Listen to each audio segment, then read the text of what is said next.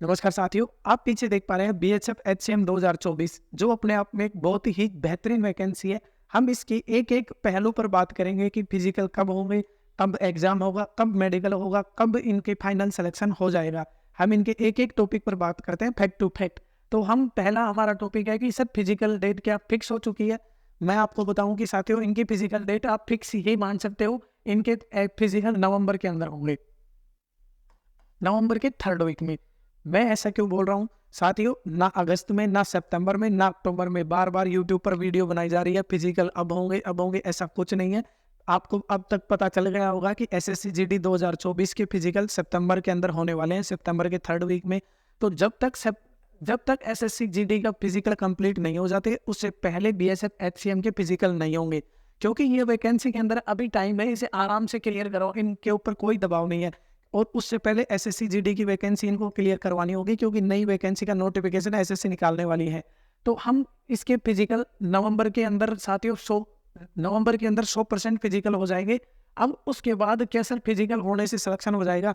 नहीं साथियों, फिजिकल से कभी भी सिलेक्शन नहीं होगा, लेकिन अब की बार फिजिकल के अंदर रेस इंक्लूड कर दी गई है।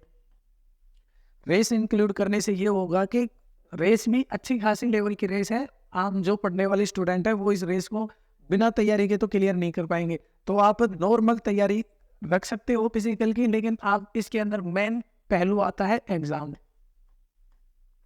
और एग्जाम के अंदर 4 पोर्शन आएंगे, वो ही मैथ, वो ही रीजनिंग और वो ही जीके जीएस और वो ही हिंदी। इसके अंदर कोई भी चेंजमेंट नहीं है, ना ही सिलेबस में कोई चेंजमेंट है।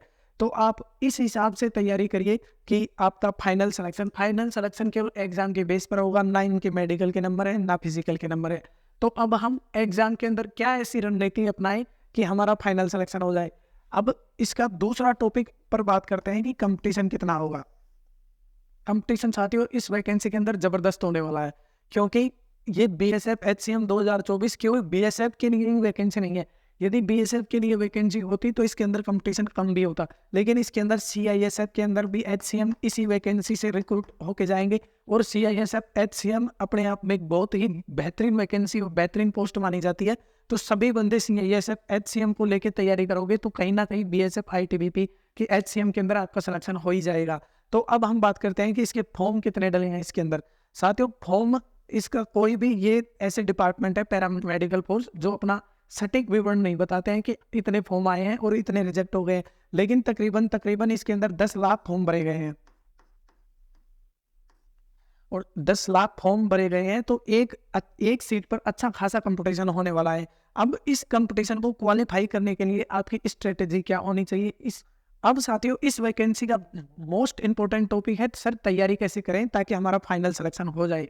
अब तैयारी करने के लिए हमें ऑफलाइन जाना पड़ेगा या ऑनलाइन जाना पड़ेगा, हम किस तरीके से कैसे तैयारी करें? तो मैं इसकी एक सब्जेक्ट के बारे में खुलकर बता रहा हूँ आज। यदि आप इस हिसाब से तैयारी करोगे तो इस वैकेंसी के अंदर सिलेक्शन लेने से आपको कोई नहीं रोक पाएगा। अब हम सबसे पहले चलते हैं मैथ पर। मैथ जो कि इसके अंदर 25 क्वेश्चन आएंगे। अब 25 क्वेश्चन और सारे अर्थमेटिक के होंगे।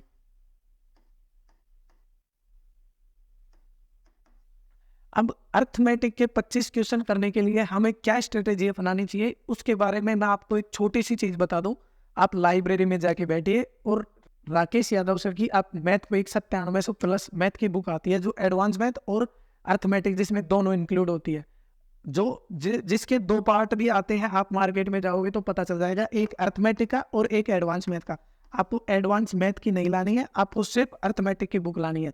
यदि आप इस अर्थमेटिक की बुक लाते हो और इसके अंदर जो भी एक ही टॉपिक के इसके अंदर कम से कम 500 क्वेश्चन है, और एक बार नहीं साथियों, इस बुक को आपको कम से कम 3 बार निकालनी पड़ेगी।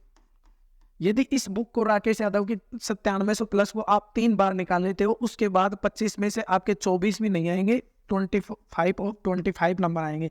ये इतना मैं गारंटी के साथ कह सकता हूँ यदि आप इस बुक को निकाल। लेकिन इसके अंदर बहुत ही ज़्यादा आपकी स्ट्रेटेजी होनी चाहिए। आप 4 से 5 घंटे केवल मैथ को दोगे तब ये ऐसी चीज़ें ये हो पाएंगी। अब उसके बाद मैथ की बात होगी। मैथ के बाद दूसरा टॉपिक आता है रीजनिंग।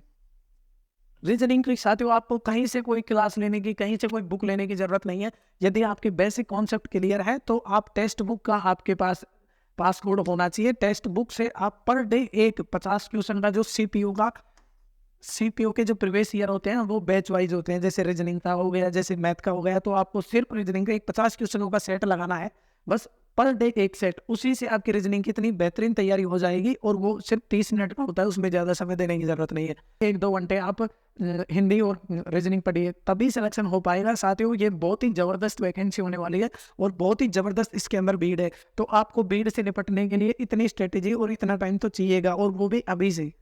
Thank you.